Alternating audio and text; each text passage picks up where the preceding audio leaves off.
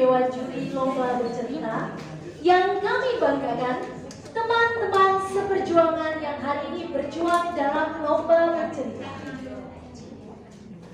Puno cilik sani sore gunung pilih iku pantes dadi pojok kromone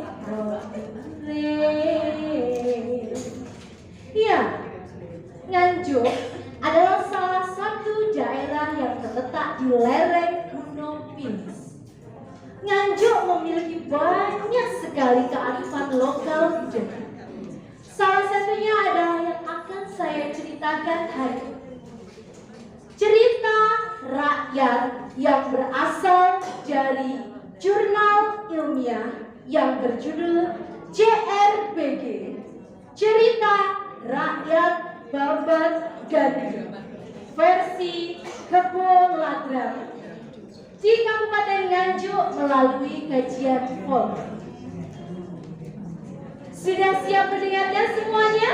Siap. Kalau kau sudah siap, bilang siap. Siap. Kalau kau sudah siap, bilang let's go. Let's go. Kalau kau sudah siap, mari kita lakukan. Kalau kau sudah siap, bilang ayo. Ayo. Dikisahkan sebuah kerajaan yang bernama Kerajaan Jenggolomani. Kerajaan Jenggolomani dipimpin oleh seorang raja yang bernama Prabu Lembu Amiluhur. Sang Prabu memiliki seorang putra yang bernama Raden Panji Asmorobaba yang merupakan pewaris tahta kerajaan. Raden Panji sudah menikah, memiliki seorang istri yang cantik jelita bernama Dewi Sekartaji yang merupakan salah satu putri cantik dari kerajaan Kediri. Raden Panji dan Dewi Sekartaji belum lama menikah. Mereka adalah pengantin baru. Akan tetapi terjadi bencana di Kerajaan Jenggolomani. Kerajaan Jenggolomani mendapatkan tageblok Mayangkara yang mengharuskan Raden Panji pergi mengembara mencari sarana supaya Pageblok segera sirna. Raden Panji pergi mengembara ditemani dua orang apunya yang sangat setia bernama Banca dan Bejo. Keesokan harinya Raden Panji berangkat dengan menaiki seekor kuda. Naiklah. Ya. Akhirnya sang Panji berangkat mengembara demi kerajaan. Di sisi lain, di dalam kerajaan ada seorang putri cantik jelita yang bernama Dewi Sekartaji menunggu kepulangan Raden Panji. Dia pun berkata, sepertinya aku sudah lama sekali tidak bertemu dengan Raden Panji. Aku sudah sangat merindukannya. Aku harus menyusulnya. Aku pasti bisa menemukannya. Baiklah, aku akan segera bicara dengan Paduka Raja. Maka dengan terpaksa, sang Dewi Sekartaji pergi menemui Prabu Lembu Amiluhur untuk memohon izin menyusul Raden Panji. Dan kenyataannya, sang Prabu Lembu Amiluhur tidak mengizinkannya.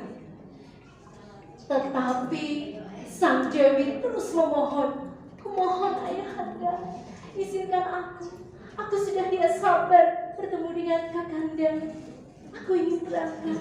Tolong izinkan aku, ayahanda." Akhirnya sang Prabu mengizinkannya, tetapi dengan dua syarat. Syarat pertama, sang Dewi Sekartaji harus diikuti oleh Kiai Semar. Dan syarat yang kedua adalah Dewi Sekartaji harus pergi mengembara dengan membawa bekal tanaman obat-obatan. Keesokan harinya, Dewi Sekartaji dan Kiai Semar berangkat pergi mengembara dengan membawa sebuah wadah yang berisi obat-obatan. Keesokan harinya,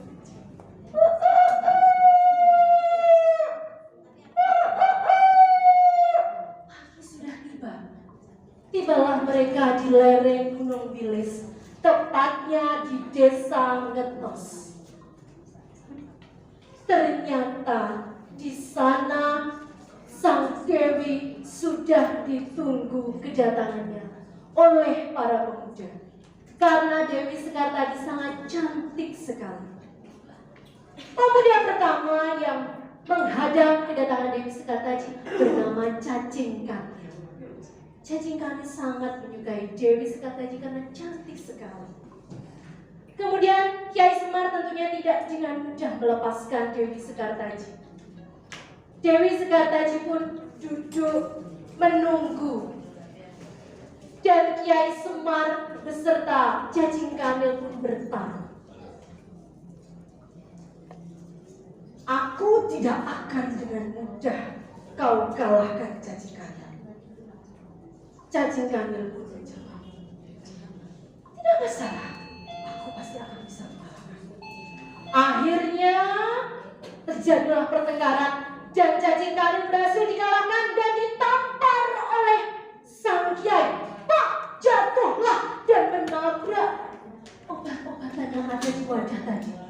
Maka Kiai Semar pun bersabda, kelak anak cucuku yang tinggal di tempat lereng gunung ini, jika sedang sakit dan ingin menemukan obat-obatan, dia pasti bisa menemukannya dan bisa sembuh.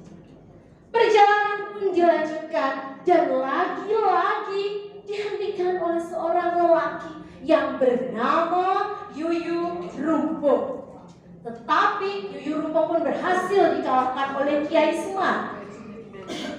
Perjalanan berlanjut kembali dan tibalah dihadap oleh seorang yang perkasa bernama Kebu Ladrang. Berikan si cantik padaku. Aku kuat sekali. Aku pasti bisa mengalahkanmu. Tidak semudah itu. Kau harus melawan. Kebu Ladrang pun marah. Kau berani-beraninya menantangku. Aku pasti akan mengalahkanmu. Terjadilah pertengkaran. Ya, cak. Pertengkaran pun terjadi. Dan itu terjadi selama 7 hari 7 malam.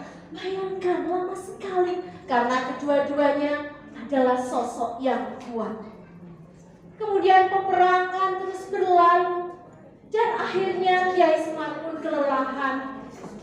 Kiai Semar pun duduk di atas sebuah batu. Hingga batunya menjadi ceku. Batu itu terletak di tengah-tengah sendang. Kemudian Kiai Semar pun menyabda tempat itu. Kelak tempat ini akan bernama Sendang Bumi, yang sekarang dikenal dengan nama Sendang Bumi. Masih terus berlanjut peperangannya hingga akhirnya Kiai Semar melihat bunga putih yang cantik sekali. Kiai Semar pun menyabda tempat itu kembali. Kelak tempat yang dipenuhi oleh bunga putih yang cantik ini akan bernama Sekar Putih. Ternyata masih belum selesai peperangannya. Dua-duanya sama kuat hingga akhirnya suara angin dingin sekali.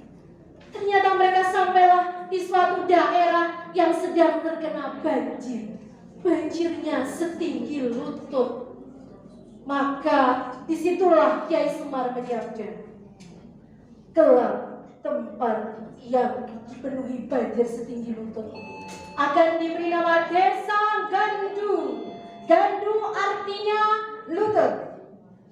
Demikianlah Bapak Ibu yang bisa saya sampaikan. Semoga cerita dapat diterima dengan baik. Kurang lebihnya mohon maaf. Wassalamualaikum warahmatullahi wabarakatuh. Waalaikumsalam warahmatullahi wabarakatuh.